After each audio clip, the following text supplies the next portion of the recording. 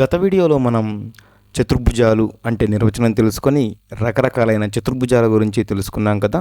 ఈ వీడియోలో మనం సమాంతర చతుర్భుజ ధర్మాల గురించి తెలుసుకుందాం.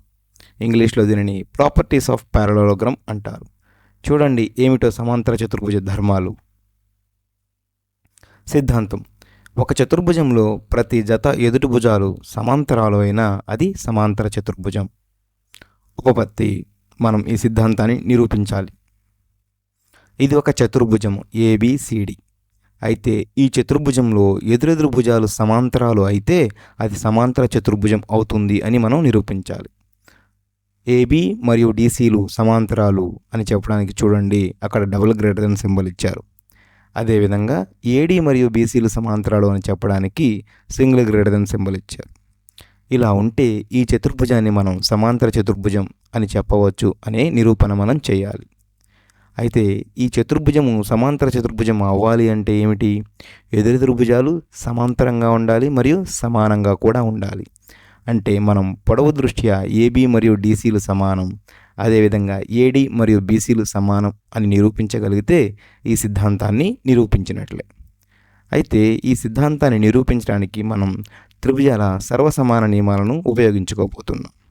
అయితే త్రిభుజాల సర్వసమాన నియమాలు ఉపయోగించాలి అంటే కనిష్టంగా 2 త్రిభుజాలైనా కావాలి కదా. అవి ఎలా చేస్తున్నామో చూడండి. ముందుగా ఈ డీబీని కలపండి. దీనిని మనం కర్ణము అంటాం, ఈ డీబీ సరళ రేఖను, అవునా? తద్వారా మనకి 2 త్రిభుజాలు ఏర్పడ్డాయి చూడండి. మొదటి త్రిభుజము ఏడీబీ, మరొక త్రిభుజము ఇలా సిబిడి ఇలా ఉన్నాయి. ఈ 2 సర్వసమాన త్రిభుజాలు అని నిరూపించి మనం ఈ సిద్ధాంతాన్ని నిరూపించబోతున్నాము చూడండి. ముందుగా AB is parallel to DC, అవునా? ఏబి మరియు డిసిలు సమాంతరాలు. ఎందుకని? ఇచ్చిన చతుర్భుజంలో ప్రతి జత ఎదుటి భుజాలు సమాంతరాలు అని ఇచ్చారు కదా సిద్ధాంతంలో. మరియు డిబి త్రియగ్ రేఖ అంటే ఈ 2 సమాంతర రేఖలను ఖండించే డిబి త్రియగ్ రేఖ. తద్వారా ఏమవుతుంది? ఈ 2 కోణాలు సమానంగా ఉంటాయి, అవునా? ఏ కోణము? Angle ABD is equal to angle BDC. అంటే ఏబిడి త్రిభుజంలో బి శీర్షంగా ఉండే కోణము బీడిసి త్రిభుజంలో డి శీర్షంగా ఉండే కోణము సమానం. ఎందుకని? అవి ఏకాంతర కోణాలు. కనిపిస్తున్నాయి కదా, తిర్యగ్ రేఖకు చెరొక వైపున ఏర్పడ్డాయి. సమాంతర రేఖలను తిర్యగ్ రేఖ ఖండించినప్పుడు ఏర్పడే ఏకాంతర కోణాలు సమానమవుతాయని మనం నేర్చుకున్నాం కదా. కాబట్టి angle ABD equal to angle BDC. అదేవిధంగా DB equal to DB. ABD త్రిభుజంలోనూ అదేవిధంగా సిడిబి త్రిభుజంలోనూ ఉమ్మడిగా డిబి భుజం ఉంది, అవునా? అలాగే చూడండి AD is parallel to BC. ఈసారి ఏడి మరియు బీసీలు సమాంతరాలు అని తీసుకుందాం. ఇక్కడ కూడా ఇవి ఎదురెదురుగా ఉండే భుజాలే కదా, అవి సమాంతరాలు అని మనం తీసుకున్నాం ముందుగానే. మరియు డిబి త్రియగ్ రేఖ, ఏడి మరియు బీసీలను ఖండించే ఈ డిబి త్రియగ్ రేఖ మరలా ఒక జత ఏకాంతర కోణాలను ఏర్పరుస్తుంది ఇలా, అవునా? ఈ ఏకాంతర కోణాలు కూడా సమానం కదా. ఏంటవి? Angle CBD is equal to angle బీడిఏ. అంటే సిబిడి త్రిభుజంలో బి శీర్షంగా ఉండే కోణము బిఏడి త్రిభుజంలో డి శీర్షంగా ఉండే కోణము 2 సమానం. ఎందుకంటే అవి ఏకాంతర కోణాలు కాబట్టి. అయితే మీరు గమనించి చూడండి, ఏడిబి త్రిభుజము అదేవిధంగా సిబిడి త్రిభుజము ఈ రెండింటిలో 2 కోణాలు మరియు వాటి మధ్య ఉన్న భుజము వరుసగా సమానంగా ఉన్నాయి, అవునా? ఏడిబి త్రిభుజము అదేవిధంగా సిబిడి త్రిభుజము మీరు గమనించినట్లయితే 2 కోణాలు వాటి మధ్య ఉన్న భుజము. తద్వారా సర్వసమాన త్రిభుజాల కోణము భుజం కోణం నియమం ప్రకారం ట్రయాంగిల్ ఏడిబి ట్రయాంగిల్ సిబిడిలు సర్వసమాన త్రిభుజాలు. అంటే ఇలా triangle ADB is congruent to triangle CBD. అంటే ఏడిబి త్రిభుజంలో ఏ శీర్షంగా ఉండే కోణము సిబిడి త్రిభుజంలో సి శీర్షంగా ఉండే కోణానికి సర్వసమానం. అదేవిధంగా ఏడిబి త్రిభుజంలో డి శీర్షంగా ఉండే కోణము సిబిడి త్రిభుజంలో బి శీర్షంగా ఉండే కోణానికి సర్వసమానం. అదేవిధంగా ఏడిబి త్రిభుజంలో బి శీర్షంగా ఉండే కోణము సిబిడి త్రిభుజంలో డి శీర్షంగా ఉండే కోణానికి సర్వసమానం. వరుసగా ఆ వరుస క్రమం చాలా ముఖ్యం. తద్వారా మనకు తెలుసు 2 త్రిభుజాలు సర్వసమాన త్రిభుజాలు అయితే ఆ 2 త్రిభుజాల కోణాలు భుజాలు వరుసగా సమానమవుతాయి. కాబట్టి ఇలా రాయవచ్చా? AB equal to CD. అంటే ఏడిబి త్రిభుజంలో ఏబి భుజము సిడిబి త్రిభుజంలో లేదా సిబిడి త్రిభుజంలో సిడి భుజానికి సమానం అవుతుంది. మనం తెలుసుకున్నాం చూడండి. ఏడీబీ త్రిభుజంలో ఏకి సర్వసమానంగా సిబిడి త్రిభుజంలో సి ఉంది. అదేవిధంగా ఏడీబీ త్రిభుజంలో బికి సర్వసమానంగా సిబిడి త్రిభుజంలో డి ఉంది. కాబట్టి ఏబి ఈక్వల్ టు సిడి. చూడండి, ఎదురెదురు భుజాలు సమానమయ్యాయి. ఇప్పుడు ఏబి ఈక్వల్ టు సిడి. అదేవిధంగా ఏడి ఈక్వల్ టు సిబి. చూడండి, ఎందుకని ఏడిబి త్రిభుజంలో ఏడికి సర్వసమానంగా మన బీసీడి త్రిభుజంలో ఏముంది?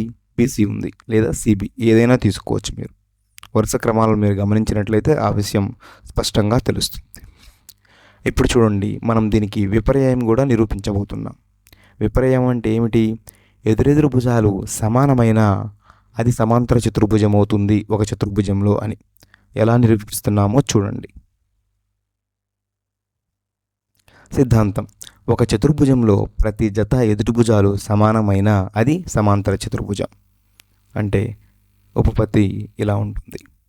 ఏబిసిడి అనే ఈ చతుర్భుజంలో ఎదుటి భుజాలు సమానం అంటే ఇలా. ఏబి మరియు డిసిలు సమానం, అదేవిధంగా ఏడి మరియు బీసీలు సమానం అని ఇలా తీసుకుంటే ఈ చతుర్భుజాన్ని మనం సమాంతర చతుర్భుజం అనవచ్చు అనేది సిద్ధాంతం. మనం నిరూపించవలసి ఉంటుంది ఆ సిద్ధాంతాన్ని. ఎలా నిరూపిస్తున్నామో చూడండి. ఇక్కడ కూడా మనం త్రిభుజాల సర్వసమాన నియమాలే ఉపయోగించుకుంటున్నాం. ముందుగా డిబి కర్ణాన్ని ఇలా తీసుకుందాం. అవునా? తీసుకొని తద్వారా ఇది ఒక త్రిభుజము, ఏడిబి త్రిభుజము, అదేవిధంగా ఇది సిడిబి త్రిభుజము. ఇలా ఉంటే నేను ఇలా రాయవచ్చా? AB equal to DC. మనం దత్తాంశంలో తీసుకున్నాం కదా, ఎదురెదురు భుజాలు సమానం అనుకున్నాం కదా. ఏబి ఈక్వల్ టు డిసి లేదా సిడి ఎలాగైనా తీసుకోవచ్చు పొడవు దృష్ట్యా. ఎందుకని? అవి ఎదురెదురు భుజాలు కాబట్టి.